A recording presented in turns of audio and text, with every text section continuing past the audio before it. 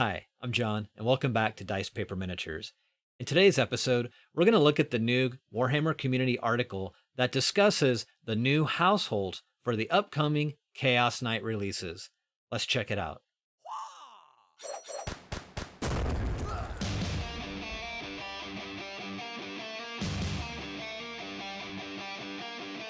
Well, here we are back at it again, and I am really digging the look of these new Chaos Knights, and which is great because we even got some more content about them today.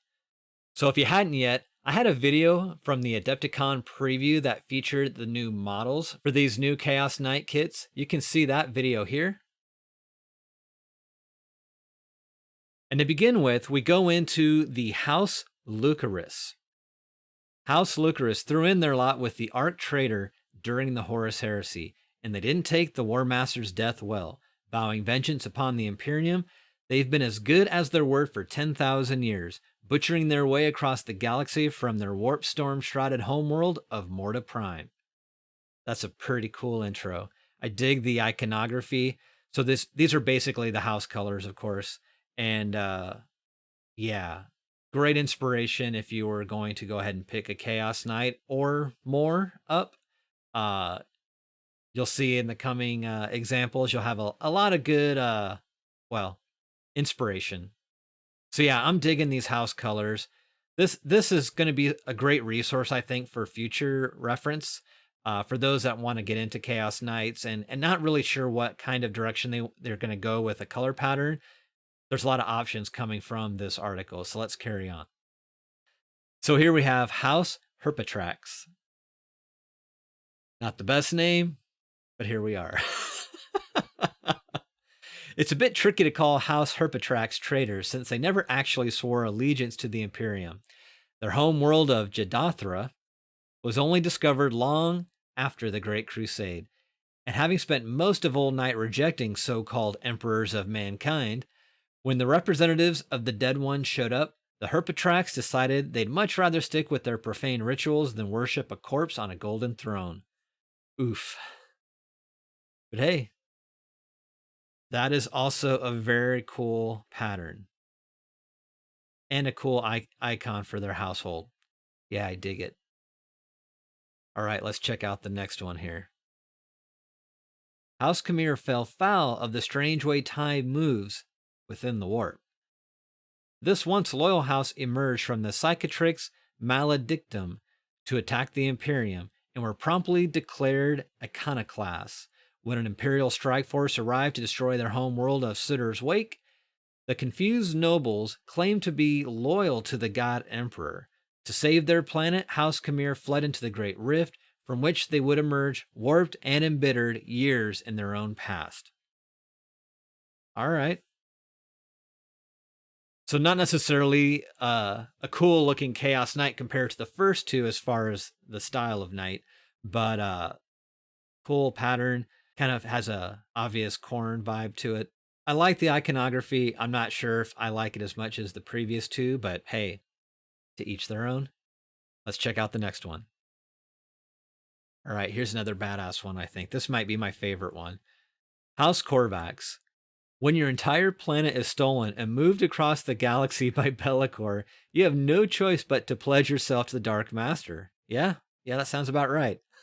That's just the rules. Hence, the former home of the loyal House Raven became the base of operations for the thrice cursed, not once or twice, but thrice cursed House Korvax. Yeah, this just seems like a classic pattern. I will admit, I'm kind of a sucker for like the meat and potatoes of color schemes and iconography. That's just cool. I dig it. All right, let's see if there's some more here. All right, so we have House Vectrix. Even Knight households want to impress their bigger brothers, and so when the Death's Head Titan Legion fell to chaos and declared for Horus, House Vextrus gladly followed them to the side of the traitors. Since then, they have welcomed the heretic influence of the Dark Mechanicum and seek to destroy any who will still blindly worship the Omnissiah. You know, I do kind of dig this.